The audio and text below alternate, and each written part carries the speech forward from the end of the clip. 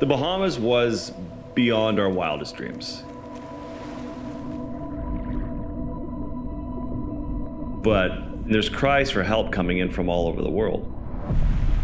There are other places that need us too. So the next leg of the adventure is going to take us to the Pacific Ocean. By far, this was the longest crossing we've done as a crew, and it was 5 days out in the open ocean. Okay, secured, good pack. You were exposed. You have to be on 24 hours a day. We have to run night watches, 8 hours on, 8 hours off. Welcome to the witching hour. This is the night shift here on SeaLegacy 1. Gotta pay attention to radar. We just went around a massive cloud that you could see about 8 nautical miles from where we are now. Other things to look out for, other boats and weather. There's a cleat there for the flag, and the sail got stuck underneath and it made a hole in it, so now we have to stitch it up. I have no idea how the hell that happened. A couple more stitches and it'll be fixed. It's done, we're good. Just as we turned on the engines, bang, you hear this explosion, and it's this brand new rigging that exploded on one of those days. Well, this shit happens when there's a storm coming.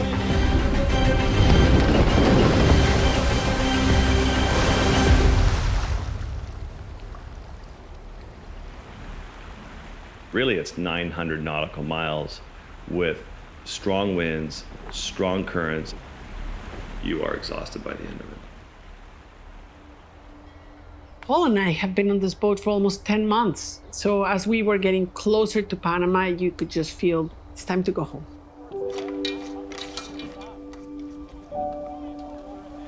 Come on, boys, come back here. Home for me is the rugged coast of Vancouver Island in British Columbia. I think more than anything is the opportunity to have introspection. It's a very welcome change of pace. It's just a place to feel alive, energized, and recharged. I just want to press pause for a little longer, but conservation issues aren't going away.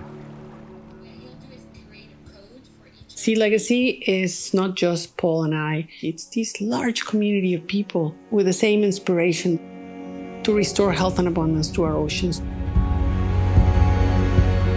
And we need an army of storytellers. So we're excited to deploy this army of magic makers around the world. There he is. How's it going, buddy? Hey guys, good to see you. Very excited to pass the baton on to you. There's a lot of intel coming in from Central America that Costa Rica is looking to expand Cocos National Park, and so now's the time to go. This is an opportunity for the world to create the very first interconnected international marine park in history.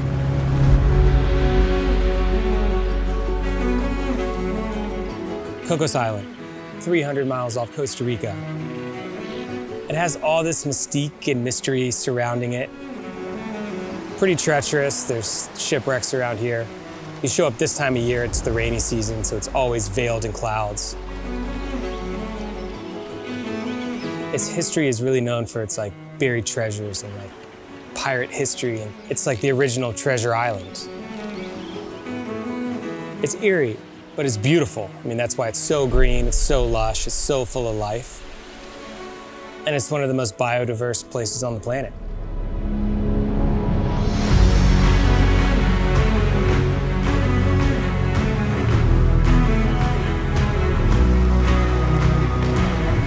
As soon as you go underwater, all that stuff just multiplies and amplifies.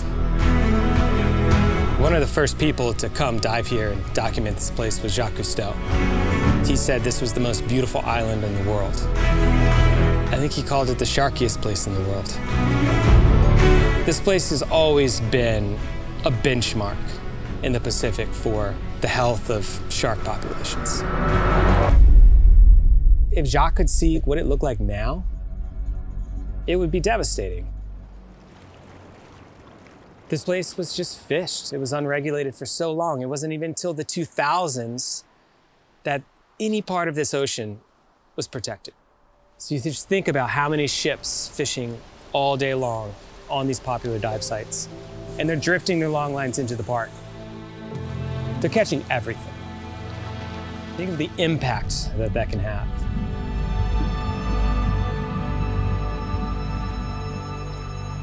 I've met up with biologist Randall Adaruz, whose shark tracking expeditions have resulted in priceless data that informs the protection efforts.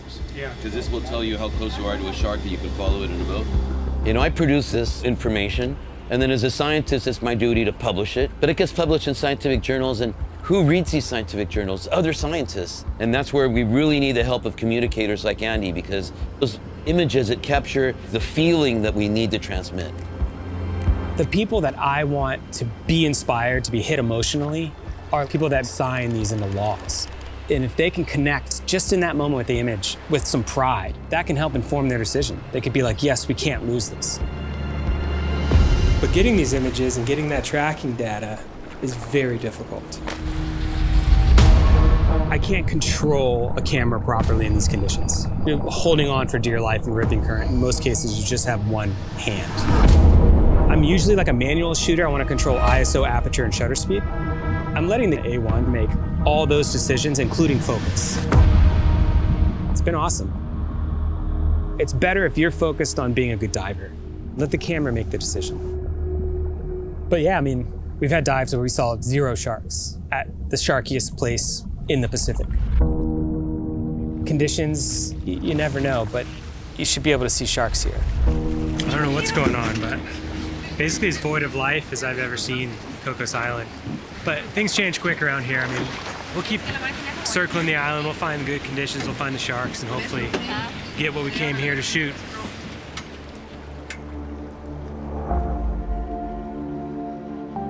Things have not gone our way. Crashed a drone, we flooded a housing, we've drifted off dives. It's been incredibly challenging. We're trying to keep morale up, but everything hedges on the outcomes of these expeditions. It's just struggle, struggle, struggle, and then boom. Huge schools of jacks with like 100 sharks, and I'm right in the middle of it.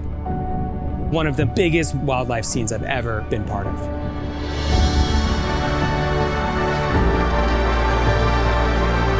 And Randall was right there, surgically implanting acoustic transmitters into these sharks. It was just like a patience game. We're starting to get images we need. We're starting to get the video content we need.